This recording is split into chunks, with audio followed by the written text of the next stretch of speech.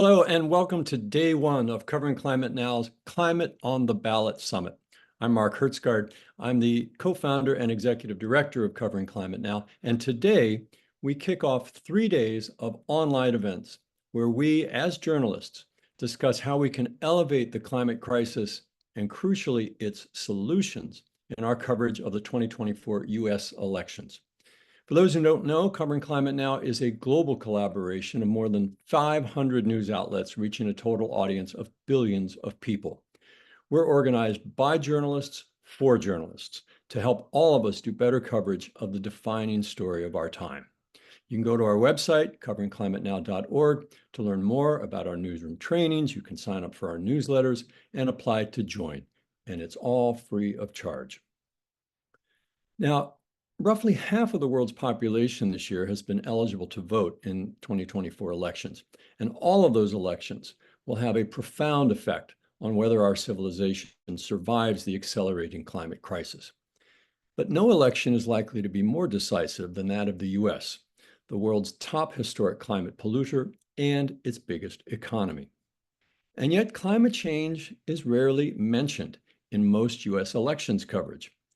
The discussions Covering Climate Now is sponsoring over the next 3 days aim to identify concrete steps to correct that shortcoming. How can we as journalists tell stories that both engage audiences and hold candidates to account? How can we be accurate and honest about the climate emergency while also guarding against allegations of partisanship? And how can we emphasize the stakes, not the odds, to quote media critic Jay Rosen, and help voters understand that these elections at the national, but also the state and local levels, will decide if their elected officials do or do not embrace the twin scientific imperatives of one, rapidly phasing out fossil fuels, and two, dramatically strengthening preparedness against the impacts that are now unavoidable. Today's session tackles these questions at the national level. Tomorrow, 2 sessions, the first of which at 9 a.m. Eastern Time US offers lessons from colleagues around the world, and the second session at noon US Eastern digs into US and state local elections.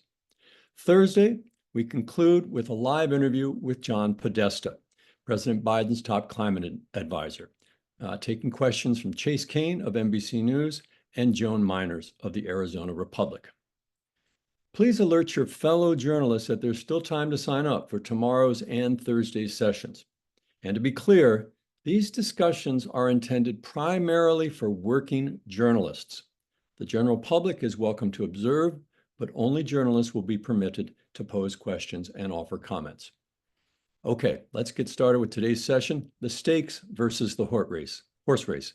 And it's now my pleasure to introduce the moderator, Kyle Pope, my fellow co-founder of Covering Climate Now and our executive director for strategic initiatives. Kyle? Thank you, Mark. Welcome, everybody. Thank you so much for being here. This is a great conversation and a great kickoff to what Mark mentioned is 3 days of conversation about how to cover climate and politics together and effectively. Before we get rolling on this discussion, I just want to flag everybody to look at your bottom of the screen, look at the Q&A button. Send us questions. We've reserved a ton of time, about the last 20 minutes, to get to those. So please, throughout this conversation, put your questions in. We'll be taking a look at them. We'll be getting to them as many as we can. But thank you so much again. Let me quickly introduce folks, and then we can get right to the conversation. We'll start with Neela. Neela Banerjee is Chief Climate Editor for NPR and a former colleague of mine. It's so good to see you again. She manages NPR's climate desk, made up of editors and reporters around the country. Prior to NPR, Neela led the Inside Climate News team that broke the Exxon news story. Chase Cain is a meteorologist and a national climate reporter for NBC News. This Thursday, as Mark said, Chase will be one of the 2 journalists interviewing John Podesta. Be sure to tune in for that. Lisa Friedman is a climate reporter at the New York Times, writing about how governments are addressing climate change and the effects of those policies on communities. And Adam Mahoney is the climate and environment reporter for Capital B News, a nonprofit outlet reporting for Black communities across the US. Earlier this year, Adam was named, we are very proud to say, an Emerging Journalist of the Year in the 2024 Covering Climate Now Journalism Awards. For those of you who, just a quick plug, take a look at, they're on our website, all those award winners, amazing work going on across the world, and you'll see Adam's work as well. So thanks to all of you for being here. This is an important conversation, and I ask all of you who are watching to give them a warm welcome, however you do that. Let's start with Neela. First question goes to Neela. Again, Neela, so good to see you. You are in an interesting spot because you work for an outlet that has not only a big national and international presence, but a huge network of local reporters across the country. How have you seen a difference, an identifiable difference in the way that national and international reporters cover the climate story versus your local colleagues at stations around the country? First of all, thank you for having me. I'm delighted to hear what everybody else thinks about this enormously consequential election. The short answer is yes. And so one of the things that I should clarify, because I didn't know this either as a longtime NPR listener until I started working here 4 years ago as an employee, is that NPR network, where I work, and our hundreds of member stations, right? It is almost like a franchisee or relationship. Like, we do not have the power or the authority to tell people at member stations what to do. So there's that relationship needs to be navigated. What we do have that to build the relationship between NPR and member stations all over the country are what are called collaboratives. Sometimes they're regional, like we have a newsroom in the Gulf States, we have one in Texas. And sometimes they're topic-based, and we have one on climate, right? And then there's 40 plus member stations that are part of that collaborative, and we communicate a lot. We meet weekly. We talk about story ideas. I think the challenge is that what we find in working with our member stations is for them to home in on what the relevant ideas are. Sometimes I think there's so much discussion about elections that they feel like, well, like, how can I talk about, Harris and versus Trump? Like, I'm, here in upstate New York, and does that really matter? So I think the challenge for us as national reporters working with our colleagues at member stations is to communicate that there are all sorts of elections that are relevant, and there are all sorts of ways to cover this. I think one simple way that we saw with I think it was WBUR out of Boston was that they looked at what the stakes are for they did a story about, like, what the stakes are for New England and the Boston area, and compared the candidates, Trump and Harris, and their policies. So that is the challenge, and that is the difference between what we do on the national level versus the member station level. I think there's a lot of work that we need to do as network reporters to build confidence in that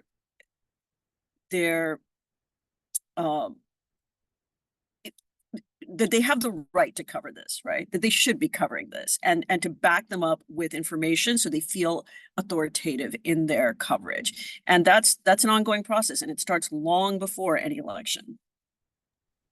Yeah, that's super interesting. I think it's a theme that I'm going to be talking to other folks about, like this idea that, because everybody who we're looking at right now on this panel, they are the sort of like climate experts in their newsrooms. And how do you take that knowledge and empower other people? Because there's only 4 of you here, and you represent news organizations that have dozens or hundreds of people. And so how do you Yes. So just one last thing about that. Like, I think people feel fine covering climate, right? And making the connections between some extreme weather event, but it's more like connecting policy to what's happening in people's backyards, right? I think getting folks to do that is hard. Again, it's hard for us on the national level, right? You're trying to cover the IRA or something like that. You're like, well, where is it really happening? And how do we tell, like, if it's working or not? So, and the other thing to remember about, like, at least our member stations, and I think this is true about a lot of local news, is that those staffs are small, they're stretched thin.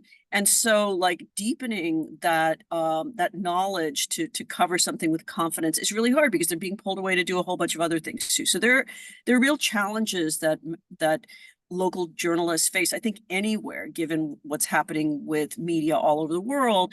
And the question is, how do people who have more resources or who have more access, work with their colleagues and member stations to bolster them? All right, thank you very much. That's a great segue to Lisa, because the Times has a pretty robust, I think, climate team, but you collaborate a lot with other desks at the outlet. The politics desk, the business desk, the international desk, which is partly what we're talking about here, like making sure that the climate story isn't limited. I mean, we've even referred to it as being siloed within just the climate team. Can you talk a little bit about how that collaboration works at a place like the Times, and maybe even point us to a piece or two that you can say, like, yeah, this was a result of this kind of working together that really benefited the audience? Sure, and thank you so much for having me. And it's a huge honor to be here with reporters that I admire so much. Let me take a step back, and I don't want to like bore you with, sort of how the Times works, but when the Times created its climate team, it's more than a team, it's a desk, right? The New York Times works on desks, the international desk, the metro desk, the national desk, and that the New York Times made climate a desk. I think, don't hold me to this, I think it was the first subject area desk and may still be. It meant that not only were we a team that could be siloed, for example, but that we were immediately integrated into the process of putting out the Times every day. That, when in the morning meetings, when they're figuring out what's going on in the A1 meetings in the afternoon, the masthead editors are saying, okay, international, what do you have? Metro, what do you have? Climate, what do you have? It ensures that our stories not only get on the front page, but that, we're not competing for attention from an editor, between other policy reporters who cover other things. And in some ways it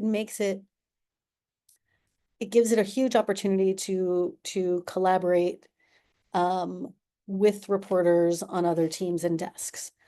So pretty much every day, whether it's the reporters or editors in their morning meetings, are talking with our colleagues about what they're covering and how, and does climate have a place in it? Is it, stepping away from the election for the moment, but in a natural disaster, what is the climate team's first day story? Do we step back and let the national reporters who are covering whatever it is, the wildfires, take the lead, and we offer some context for the story about climate change and wildfires? Do we come back with a second day story? When it comes to the election, I work with the politics team, and we look for ways to work together. Some things that come to mind, maybe this is a little old, I should have had my list with me, but when Doug Burgum was likely going to, when folks thought he was going to be the vice presidential candidate, we did a lot of joint stories looking at his sort of interesting approach on climate without talking about climate in his state, and and what policies he might support. We kind of look for opportunities on every story. We're talking to each other all the time, and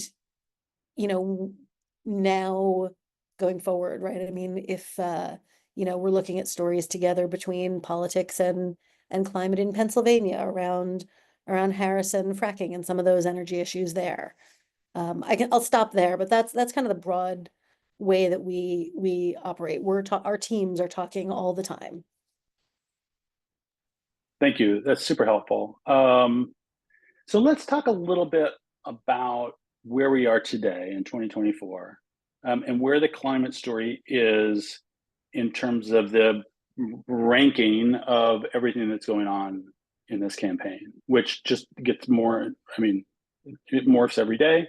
I mean, we did note that in this last debate, the climate story was the very last question asked, and actually was asked after the allotted time for the debate had ended, in sort of overtime, and there was very little time to answer. We're not presenting that debate as a stand-in for generally for coverage, but I don't think it's a bad indicator. The truth is that climate does have a big battle for attention in this campaign. So Chase, you work in a business where time is super constrained. That is the resource that is incredibly scarce in TV. Talk to me about, and your job is to try to get climate stories on the air every day.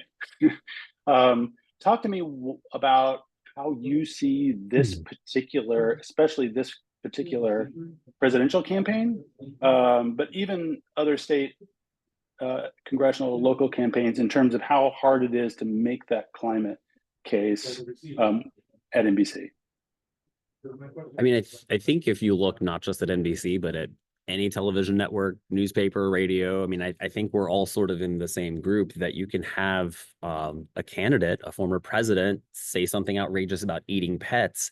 And now that's driving the narrative. And even if we're not talking about climate change, we're also not talking about immigration, inflation, healthcare, a lot of the other issues that Americans say they want to hear about. And so there's that old struggle between, like, you know, the steak and the broccoli. Like, you know, people say like, oh yeah, I need to eat my broccoli, but like, what do they choose? Like, they choose the steak or they choose the cheesecake, the things that can be more tasty. And so that's definitely a challenge that I think every journalist faces in terms of like, how do we get climate change up there when, you know, 60 million people watched the debate and heard the former president talk about that, but then probably way more people than that on Instagram and TikTok have watched auto-tune videos of turning that into a song, right? So that's kind of the dynamic that we're in. And I certainly don't believe that, you know, me or even, you know, an individual journalist can change that. So one of the things that I try to do is look for things which are in the news or will be in the news. And this requires a little bit of, you know, prediction and guessing, but like, what is in the news that I can make a climate connection to? And I think that almost anything that's in the news, you can find a climate connection if you look hard enough. I mean, last week we had Francine, you know, threatening the Gulf Coast at the same time there are massive wildfires raging here in California. And there's a clear climate connection to both of those. So a story I did last week was saying like, hey, you might think that a hurricane and major wildfires are completely different ends of the climate spectrum, but there's actually like one phenomenon, one piece of atmospheric physics that's influencing both of these things. And so that was a way to make sure that we were talking about climate change when you had, you know, flooding on the Gulf Coast, wildfires burning, you know, homes and evacuating communities in California. So I think it just requires us as journalists to be a little bit more creative about the way that we approach climate change. Thank you. We'll come back to that because I think this is something that everybody who is either reporting or wants to report on climate change is up against. Like, how do you make that sell internally, and how do you make sure that you're connecting with your audience? But first, I want to ask. I mean, Adam, sort of a similar version of the same question. I mean, you're in a somewhat unique situation in that your outlet is dedicated to serve a very focused audience. How is that? I mean, has that changed your approach to the climate story in a way that sort of gets around these difficulties that Chase is talking about? Yeah, 100%. I think, you know, everyone always likes to say every story can be a climate story, which I 100% agree with, and that these connections can be made broadly. But when you're on the ground in, you know, Black or rural or more marginalized communities that are already feeling the brunt of these issues, they might not be articulating it in the exact same way. So a lot of it is about getting to like the second and the third point behind whatever, you know, ill is, you know, that they're facing at the time. So just like a couple of examples. Recently, I was in Memphis earlier this year reporting on climate migration. But one of the big things that kept coming up was like water bills going up. for the first time in the city's history. And, you know, the city going through regular water boil notices and people not necessarily knowing how to, you know, face those situations. But people weren't talking about the climate connection or, you know, the fact that the city's aquifer is being depleted at the same time. Or in Beaumont, Texas, in Southeast Texas, a lot of folks that I talk to there, the biggest thing on their mind is, you know, health issues. But people aren't necessarily making the connections to the massive oil refinery in their backyard, or the fact that, you know, ExxonMobil is funding a big part of the, you know, the city budget and the local hospital there and health clinics and how that dictates life there. So I think one of the ways that we have gotten around that at Capital B is, like I said, you know, we focus on the issue at hand for people that they believe is the issue, whether that might be economy or, you know, access to housing or jobs, and try to take a step back and make those climate connections, which is not always the easiest, and honestly is always, you know, our audience is not always the most receptive to it, but it's something that we try to continue doing. And you said sometimes those connections aren't obvious. I mean, do you think that that there's a sense that the other issues, you know, whether it's jobs or health or housing or immigration, with your audience, that there's a sense that those are more important, and climate is a kind of almost, I mean, I don't know if this is the right way to use the word, but almost kind of a luxury issue down the road, or is that your perception? Yeah, I mean, it's interesting because if you know, you look at the polls, Black folks actually view climate change and environmental issues as a you know, more intensive threat than the general population. And when you have conversations with people, I'm based in Louisiana, and I think, you know, folks here are more attuned to those issues than maybe the average American because of the constant, you know, onslaught of those threats. But at the end of the day, it's like we are working with a population, a disenfranchised population that is facing, you know, issues that supersede any election, and inequities that are, you know, hundreds of years in the making. And those issues about, you know, just putting food on your table, you know, having a roof over your head, those are always going to be number one on the docket. But those connections, you know, to climate change are there and obvious, whether we're thinking about, you know, the insurance crisis in the Gulf Coast right now, the property insurance crisis, or even our food map and the way that that has been impacted by contamination and storms and whatnot. Thank you. Let me ask all of you about how to handle disinformation when covering climate and politics. You know, when Trump says climate change is a hoax, when he talks about windmills causing cancer, you know, there's an immediate response, an immediate sort of fact-checking apparatus that kicks into play. And I can see a lot of the coverage sort of struggling with, like, do we do that every single time he says these things? Is there a fact-checking obligation every single time? And how is that sort of landing with the audience? So but just because that's the information environment that we're now living in, I'm wondering how you think about disinformation and fact-checking when it comes to the distortion of facts around climate. Who wants to take that? Lisa, go ahead. Good. Sure. I mean, we think about it all the time, right? And you're right, Kyle, you know, one of the immediate things that we and a lot of other outlets do are fact checks. So during a debate, during, you know, a convention, you know, we will in real time, you know, or sometimes the day of a rally, and, you know, we're, you know, hearing about sea level rise only rising. What's the phrase? We hear former President Trump a lot say, sea level rise will only rise like an eighth of More an beachfront property. 500, yeah, Yes. years. You know, we will do that in real time. I think the harder thing, and this is something that we, you know, sort of think about all the time, and it ebbs and flows, but is, you know, in situations where, you know, like take us back to the Trump administration, right? In a typical climate story, we would not quote many climate skeptics, right? We don't give or amplify space for people who are denying climate change. Also true, though, though we might think of those folks as extremists, they became the establishment in the Trump administration. Do you not quote someone who is, openly a climate skeptic, but is the administrator of the EPA? You can't not, right? So we are constantly thinking about, like, how do we fairly quote someone, acknowledge misstatements of fact immediately? Do we let that quote go through or not? Because, is this person saying something that is demonstrably false? It becomes stickier when you're not talking about climate change directly, but the economic costs or benefits of addressing it. And that is, I wouldn't put that in the disinformation pile. I would put that in there are lots of opinions and this is difficult and we should explore all, if the case is being made that clean energy prices, clean energy policies from the Biden administration are driving up inflation, let's report that out and see if that is true or not.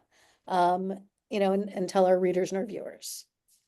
And Anybody Lisa else? made, if I Chase, can just go ahead. add, yeah, I was just going to add, Lisa made two really good points there. And I think we can even connect the dots if we're going to use the windmill example. Could we directly combat the disinformation by saying like, this isn't true? Sure, we could do that. And I was part of the NBC fact check team on the debate last week, and we were finding articles from 5-6 years ago where we had already fact checked that. So we could go back and do that again.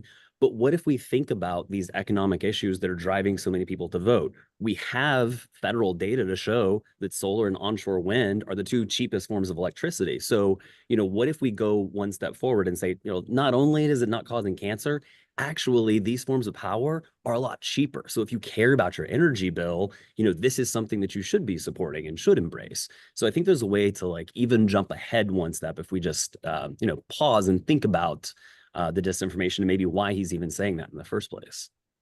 There's also, I think part of the trickiness is that climate journalists often can, know the misinformation like the backs of their hands, but political reporters might not, or they're just really busy and they're just trying to bang out a story and get it online and get it on air.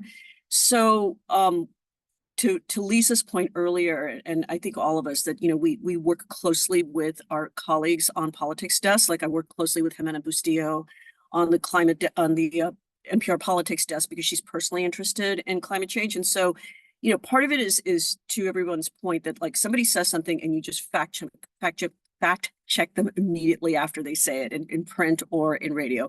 But the other thing too is to dive down into misinformation campaigns. So like Jimena did a really good story right before the RNC about these ads the American fuel and petrochemical manufacturers are running that are getting great traction online, but also on air in swing states. And it's basically saying that Biden is going to, and during the RNC, Biden was still the nominee, right?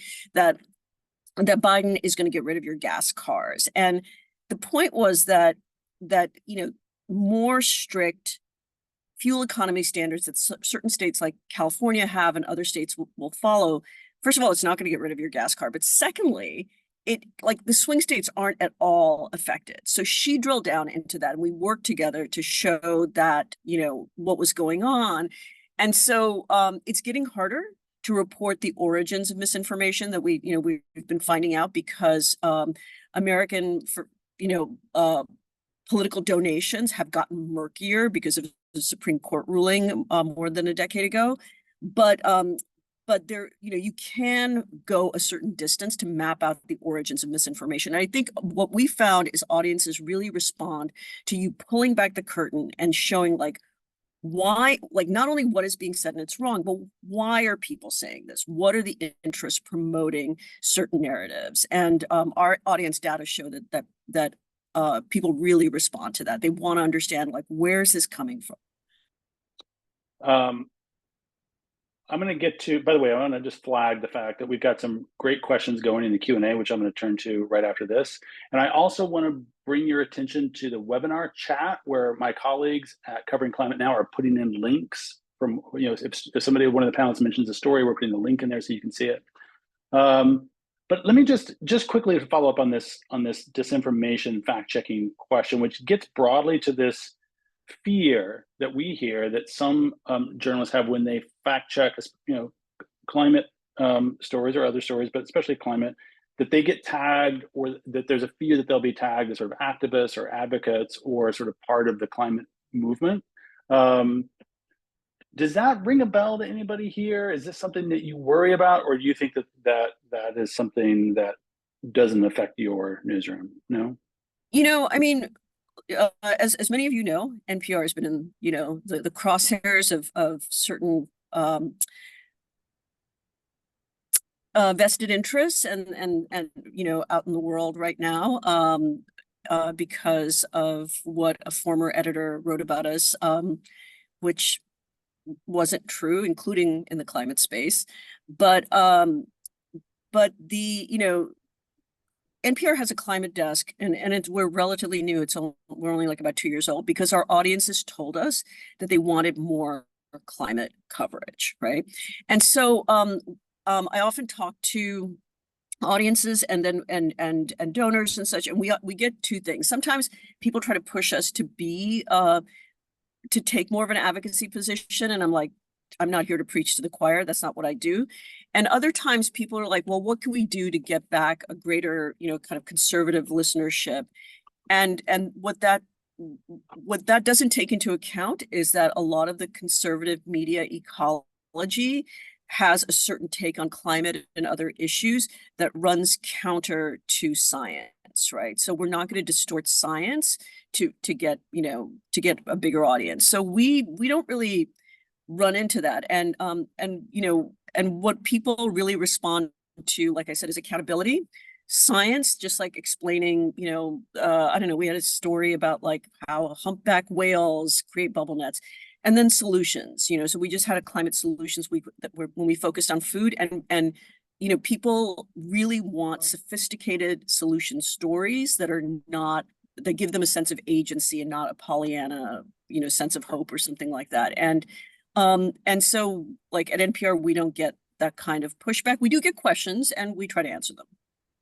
Let me, in the interest of time, I just want to circle back to something, I think an incredibly important point that Adam made when he talked about making the climate connection to everything else. So just almost kind of a lightning round question for all of you. Let's start with Adam. What is the climate story in this election season that's not being told, do you think?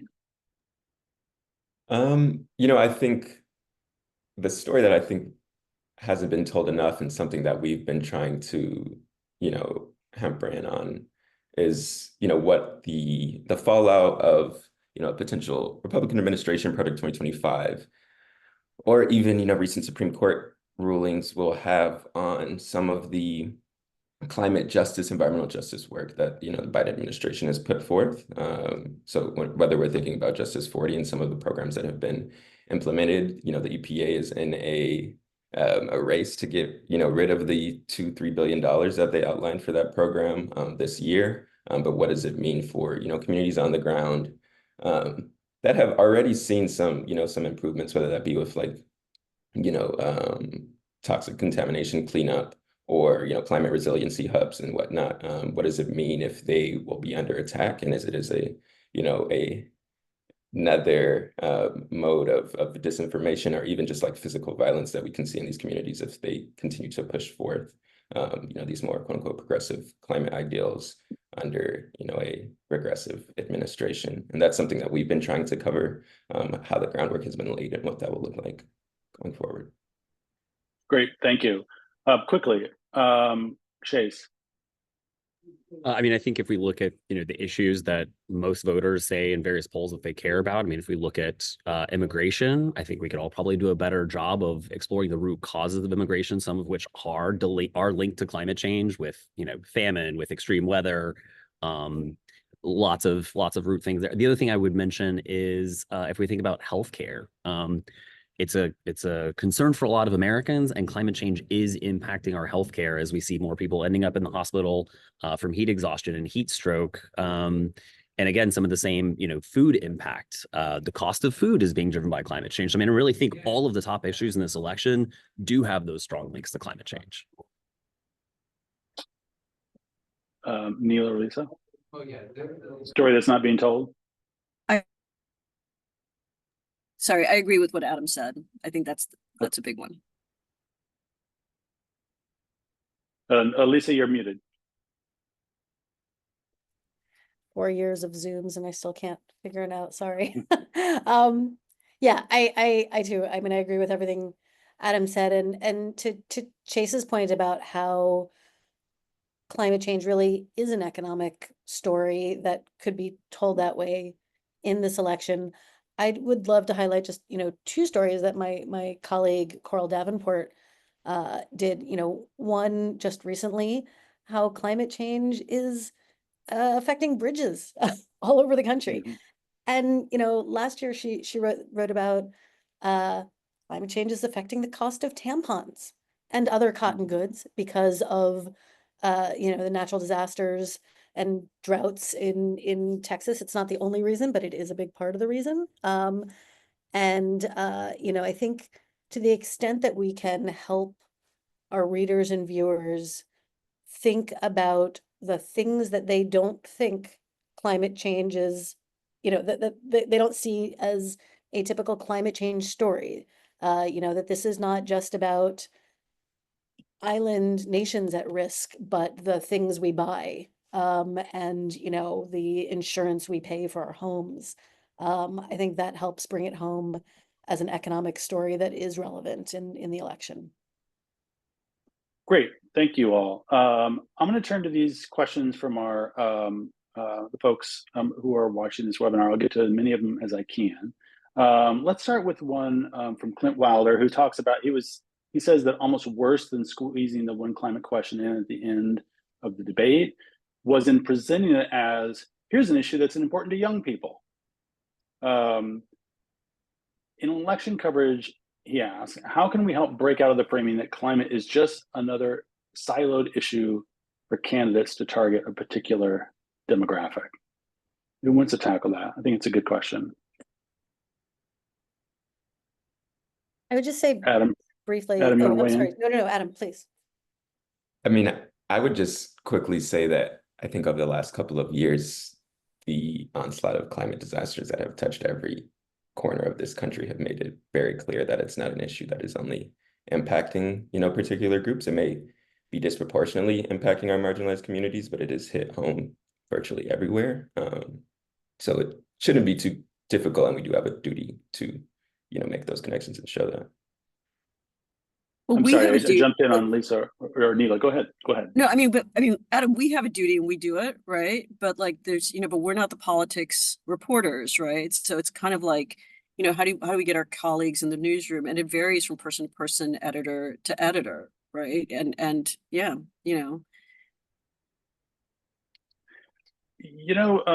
Lisa, we started with you talking about working with other desks, like the politics desk and the business desk and whatever.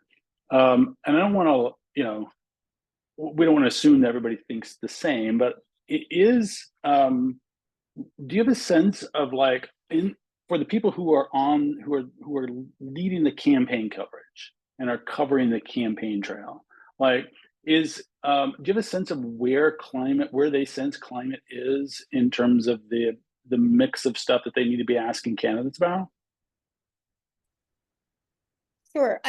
So just a side note on the debates.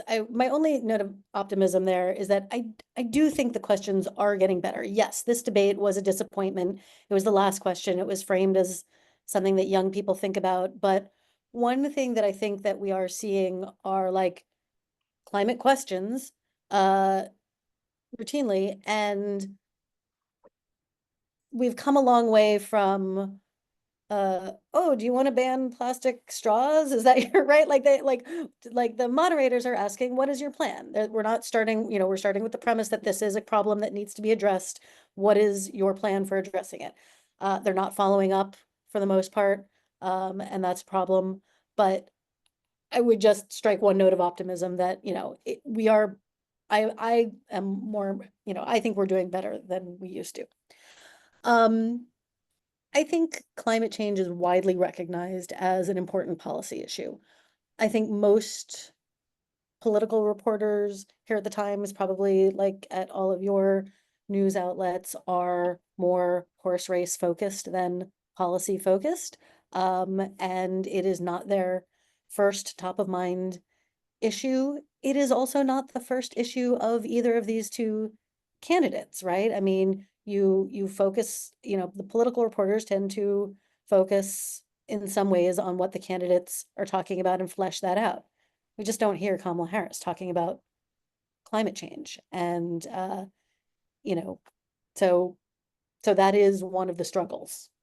Right. And I think the question is, would Kamala Harris be talking more about it if she was getting more questions about it on the trail? Let me go to a question in the chat from Josie Abugov, and I'm sorry if I mispronounced your name, but she's a reporter for the Louisiana team for the Times-Picayune, and has a question about how do we think about covering climate stories in more conservative parts of the country, and to some extent to a demographic of readers who might understand immediate climate risks like flooding or coastal issues, but bristle at times on certain terms or buzzwords around climate coverage. Chase, you have a thought about that? Yeah, I mean, I guess I sort of reject the notion that just because someone is conservative or maybe votes for Republicans that they are a climate denier. I still think, there's a lot of data from Yale and George Mason that shows that it's like 10% of the United States, which means it's still even a minority on the conservative side. I mean, it was President Nixon who signed a lot of important environmental legislation, President Roosevelt, Teddy Roosevelt, who created the national park system. So I don't think that we can just say that because someone's conservative that they're going to reject climate solutions and that they're automatically a climate denier. But I do think we as journalists sometimes face that we're like, oh gosh, well, the right or the conservatives are going to react to this particular story or the framing of this story. I think the most important thing is just to stand on the side of the truth and the facts and the science is on your side.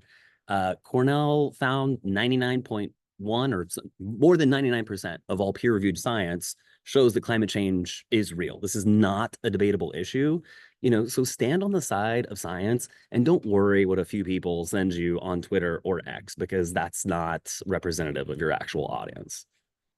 Neela. Can I tackle that? Because I grew up in Southeast Louisiana and I subscribe to the Times-Picayune still, even though my family's no longer there. And Adam lives in Louisiana now. And we've seen this with member station reporters, not WWNO so much in Louisiana, but for example, a member station reporter in Idaho, right? Where,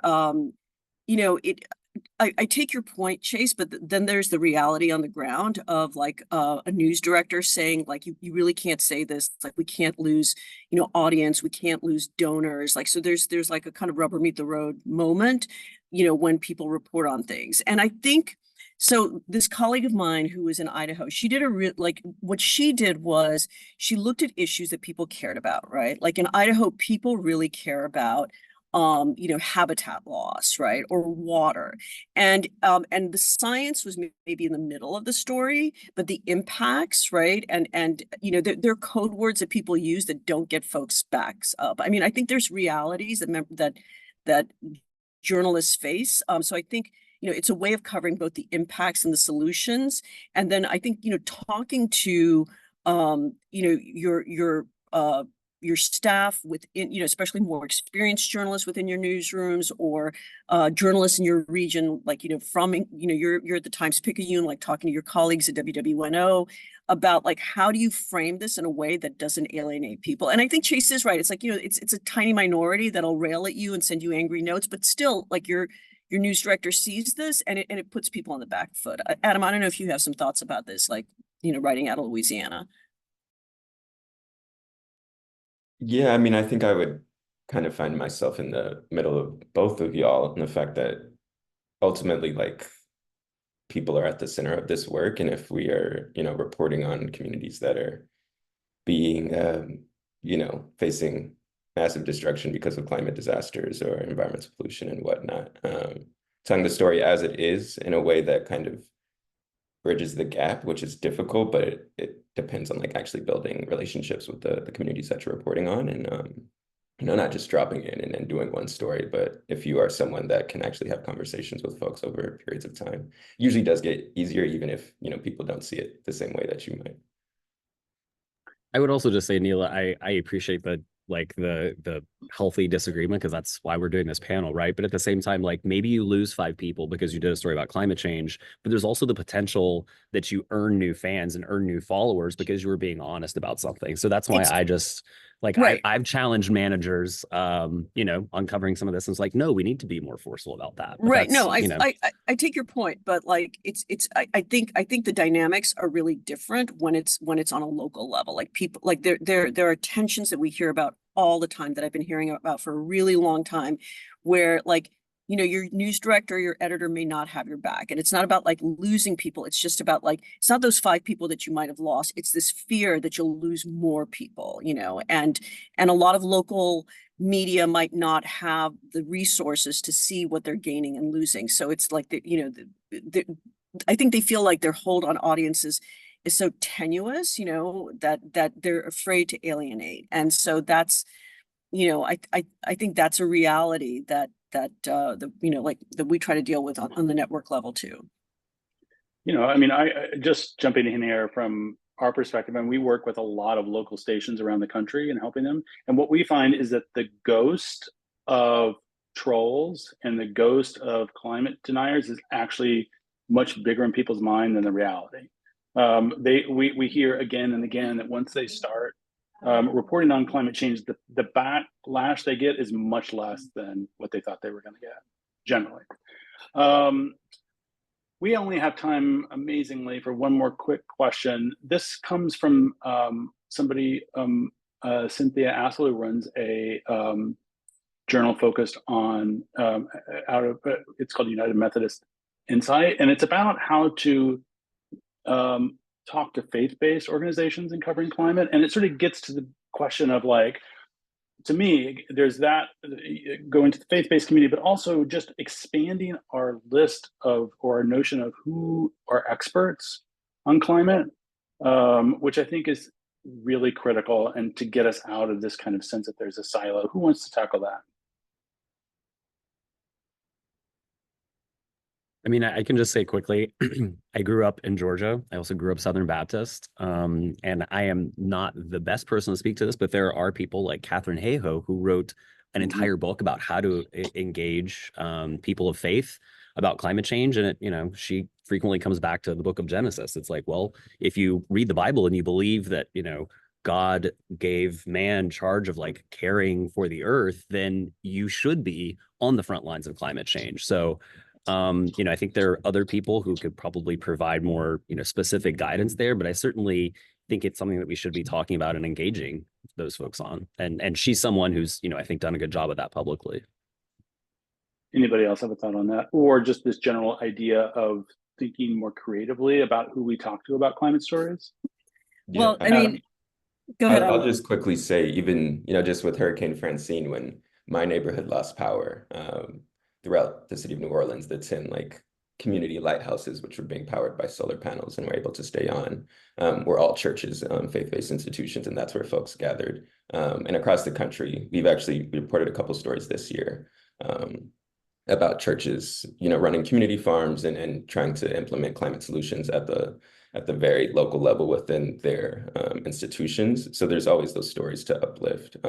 And I mean, particularly in the South and amongst Black folks, religious institutions still hold a lot of weight. So that's, something that we cannot, put to the wayside. And I think a lot of times is, when people think about religion, they're just thinking about white evangelical Christianity, and religion in America is much, much broader than that, among white people, among non-whites, among non-Christians. And a lot of people are doing really interesting things. And I also think there's a generational difference, even among young conservatives too, about climate change and what to do on it. So there are all sorts of ways in, even if it's not a political story, if it's a story about climate action, climate solutions. Lisa, last word. Oh, that's, I mean, we started the conversation of how we talk to faith-based groups, but I think, you know, like these are organizations and groups that I think we should be elevating more and hearing from more. You know, one of the things that I really appreciated on this panel was all of the different ways to think about climate change and how it is intersecting with the economic issues that, you know, that we know voters care about and all the rest. And I think, you know, the more new voices that we can get into our stories, and the more that we talk to new people about, you know, about how they're thinking about climate change you know, it's an obvious benefit to readers. Adam, Neela, Chase, Lisa, thank you all so much. This was super helpful, and really, really interesting and inspiring and hopeful, which is great. So this is the end of our first panel on this Covering Climate Now, Climate on the Ballot Summit. Join us tomorrow at 9 a.m. Eastern Time for another panel about how journalists in other climate critical countries, including India, Mexico, and the UK, covered elections this year, and how journalists abroad can think about covering the implications of the US election. Then tomorrow at noon Eastern, we'll hear from local journalists across the US, from Florida, Arizona, Maryland, Texas, how they're exploring the stakes of the election for audiences in their areas. And on Thursday, as Mark mentioned, 11 a.m. Eastern, a conversation with John Podesta, and a conversation with Chase and Joe Miner. So thank you all so much for being here. You'll find links to RSVP to all of those events if you haven't already done so at coveringclimatenow.org. Check up our Climate on the Ballot newsletter. We're going to have daily sort of updates every day this week that you'll have links to stuff that people talked about. We'll have some videos, so that's going to be something that you all can use as a resource. That's it for now. For Covering Climate Now, I'm Kyle Pope. Thanks again for joining us, and hope to see you soon.